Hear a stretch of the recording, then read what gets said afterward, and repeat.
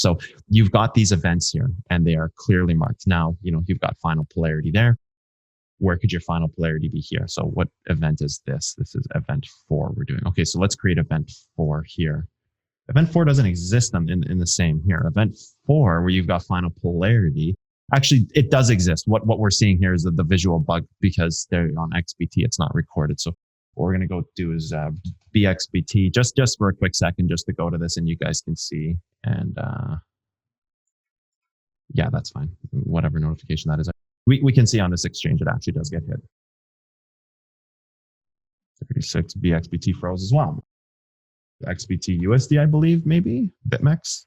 Yeah, there we go. We can erase this, and this is where the BitMEX chart that didn't freeze. So this is creating a possible base. So that's 36.48, and then we can just go back to XBT. We have the exact price 36.48, which is 36.54 here, which is fine. So we can just kind of add our own little mark here like this to just indicate that it's normal, and we'll make it the same kind of color here like this. So yeah, good. Just for now anyways. There we go. It's perfect. So final polarity, event 4, final polarity, right? Final polarity. Oh, just got to do this. Final polarity, right? So above that, what do you have? Final moment. Where's the final moment here? Right? Well, this is tested, so it can't be that. That's back tested. This ladder point is tested. You've got this right here. Below that, you do have one more level right here. Everything else is tested. Like this is tested locally. I remember because I was, watching Bitcoin in these moments back here in 2017. But you've got this here, right? So you've got final polarity, and then you would have 2 more possible events here. We'll put them on the bottom like this. Sorry, that's bugging me. It's too thick. There we go. It's a little cleaner. 6, final polarity, event 5, not final. We'll just call it polarity. It's not final polarity. And event 4. This is final polarity. This is not polarity. What am I doing? That's final polarity because that's the base of the move, which is going to gap it to final moments. That's what we called it. We'll just call this a ladder point. I don't think this will even hold the move though. And this would be the final moment. Again, it's up to us to identify what's happening in these moves to make sense of what's going to happen next. These events that happen on the charts, right? And so we've kind of created a broader scope of the what could happen in this move, and where a base can take you to the next base. So this can create the base of a move. This can create the bottom of the move. What creates your possible next range? All these different things. You can use that and go to these charts in the interim, and then you can start doing it on the smaller time frame. So actually, I skipped a bit forward here. So base of a move. Can't expect this to be held in the future. This can't be expected to hold in the future unless for some reason you do come back up here. More likely is you're going to create a base right here. So the most likely scenario is that you fall through the move and create the base right here. So event 2, in my opinion, doesn't really make sense because you know what? You've laddered this base here. You've laddered this base here. Once you lose this base, you're going to melt through the bases to create a new base of a move, right? So that's kind of the important moment right here is that, this base here is going to, and we got to fix our brush stroke here because I did change it. 1 second. I'm going to put the arrow back on because I like that for training purposes. Let's just do this and go back to here. So once you kind of break down this piece here, you can't expect this base to hold. Rather, it's going to create a new base of the move, just like it creates a base here. It has a couple of these elongated touches like this. The same thing is going to happen here. It has a first one and has a second one. And then, you're going to see what continues, whether this ladder continues the move. Those are things we can't see yet because we're not there. But what we can see based on events is that once this is breaking, this is going to break and create a base right here, right? So whether you have a ladder point in here somewhere, maybe there's a ladder, but really you're likely just going to touch the exact move and the exact base. So really what's important here is understanding where the level actually is. So if this is the level, right? So for example, create the level, bleed slightly over it, touch it again, right? Create the level, bleed slightly over it, right? Touch it again in the future. Once you come back to here, you likely lose that. You hold this move. Actually, this would not be lost. This would be held. Just like this is holding the move here long term down to go to the next base. This would have to break the move in order to see the bottom of the move, right? In order to create the range for the next base. So this would have to be the difference here is that let's just delete these. Can just kind of get rid of this trend for a second. You can see the base of the move gets hit exactly. If you were in this and just kind of bled over like this, that's very different than hitting the base of a move, right? Right here where you have kind of created the base of the move. Our next piece is to bleed over a little bit before the move gets respected. You can expect to deep dive this base a bit, right? Because you haven't come to that moment where you've created the base, deep dive the base, respect the base. You've just created the base. Next, deep dive the base, respect the base. If the base of the move is being respected, you're going to start going up and back up to this, or maybe to break your ladder. And this has already been tested. So this won't even hold the move. You won't even come here anyways. You would break a longer term trend and then have a multi-week move up to, one of these ranges up here, right? So it's very different. Like right now we're in the event that we are going to see if this can actually create the base of the move. If this can create the base of the move, which it did right here, right? Like all things equal, test the base, deep dive the base to see if the base is going to hold. This is creating the base, right? So this is kind of a different scenario here. Hold level, create the base. Hold level, create the base. So this will naturally deep dive the move to see if it can hold, right? Unless it has an absorbent amount of support there, which is possible. Sometimes you see that, but not likely. Like the same thing happens here, right? Hold level, deep dive the base to see if it can hold, respect the base, right? Hold level, deep dive the base, see if it can respect the base. Same thing, right? Like it is the same thing. You're always going to say, in this event, you create a hold level. You create this event if this holds. And that's typically why these hold levels, they'll deep dive a second time and hold, just like this one does.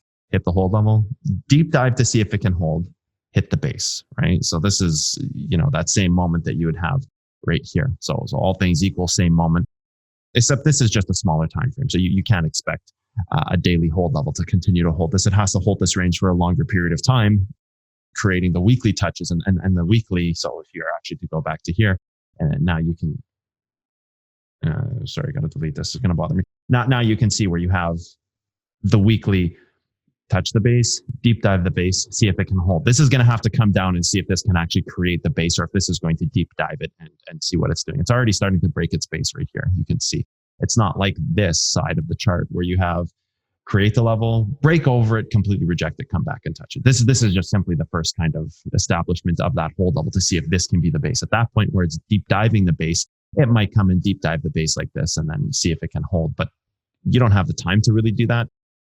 Maybe if you adapt this trend out somewhere, you go after that 9,600 level we're looking at, and then you can adapt this trend here and create a different type of event completely. But you guys can see what I mean about you have to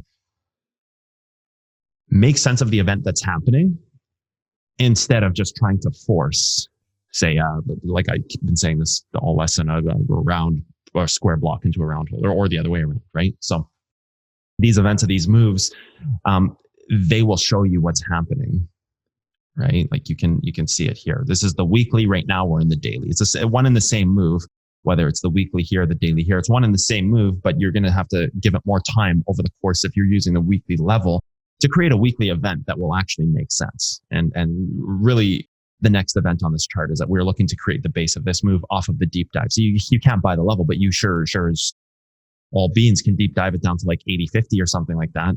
You find a logical reason to deep dive the move to where it makes sense. Maybe there's a trend there. Maybe there's a level close by. Maybe there's just something that's a percentage of a way of what, like maybe you've measured this percentage up top and saying, okay, well, how much percentage here did it go? It went an additional 1% here. So, if that's the level there, and, you've got maybe another level you could use would be this, backside.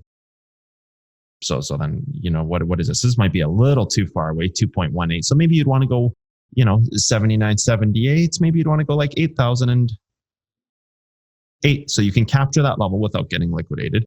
You can capture anybody who's buying psychologically at 8,000. And that's the point where you can deep dive this and create this base in the future. Or maybe there's something else in here that you could break down and take a look at, right? There might be something else back here that you could take a look at, right? So that's something as well. There's, I'm sure a bunch of information here. You could go and dissect it, see where the 4-hour backside is, what this actually tested, because realistically, it should be whatever this tested here, like whatever that tested there. This is a pretty violent move down. So I wouldn't, I'm sure there's something that gets tested. I'm sure there's an exact level that gets tested. And, so you guys can find that. But anyways, maybe you could use this as cause to deep dive this base, and where would that base take you? So then it would be like the same thing. Well, if this base is being respected, this is going way the heck down here. So, this base isn't going to hold. So if this base is being respected, where could it possibly go? Right? You use your highest time frame. You don't have anything on the weekly. Yeah, like it could go to the greediest ladder point. That could be what takes you to that 9,600 level, which creates your ladder point for the future, right? So you could go from, say, like this.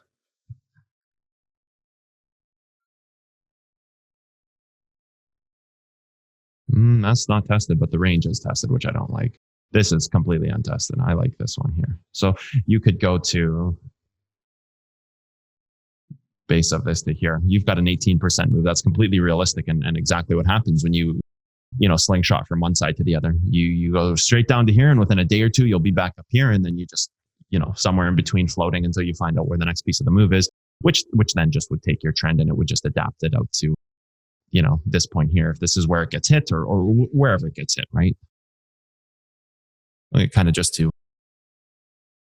recapture the entirety of the lesson, creating events on our charts is what tells you what happens next. And the creation of events is using, number one, all things equal. Number two, everything in our repertoire, hold levels, bases of moves, origin points, where ladders can exist, what logically makes sense, right?